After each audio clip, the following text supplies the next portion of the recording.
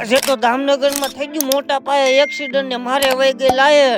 Good morning Gokuldham. એ બબુચક જાગ જા જાગ જા એ જાગ લે જાડિયા. तो जाग गया बापूजी जाग गया।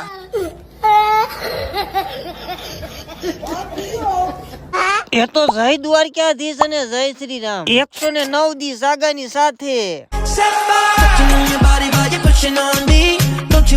હજે તો ગેરેજે પહોંચ્યા અહીંયા કાક ચાલુ હતું નવું કાર્ય. હવે જે હોય પેલા દીવાબત્તી કરી નાખ, પછી વિયો જો એક બોલેરો લેવા ધોવાનો છે એટલે. અને આ ખૂટિયાનો તમારા ગામમાં કેવો ત્રાસ છે ની કોમેન્ટ કરો. એક બાજુ અડધો બોલેરો ધોવા જો ને આપણે વગેત લાયે. તમને તો ખબર જ છે કે આપણે અડધા કારીગર છે. એ જો આવડો આ શેડો બળી ગયો છે. હવે સફરજન ને ઘડીક મૂક દો, હેઠું શેડો હાઈ નાખું પેલા. પણ એ બહુ ગરમ છે આ તો.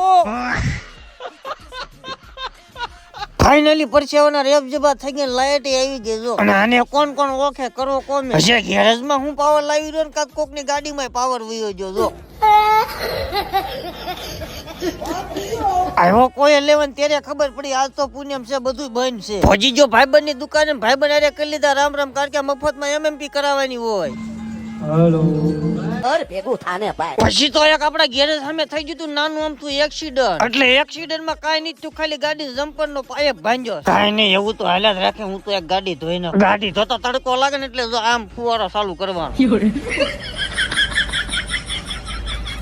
પછી તો વાજી જતા હાનના 5 ને લઈ આવો એક સોડા ને હારે લઈ લીધી ખારસી. અને પછી મળવા આવી જાય 2 ફોલોવર. એટલે આપણ જોઈએ તારી સાયકલ નો વહી જાય.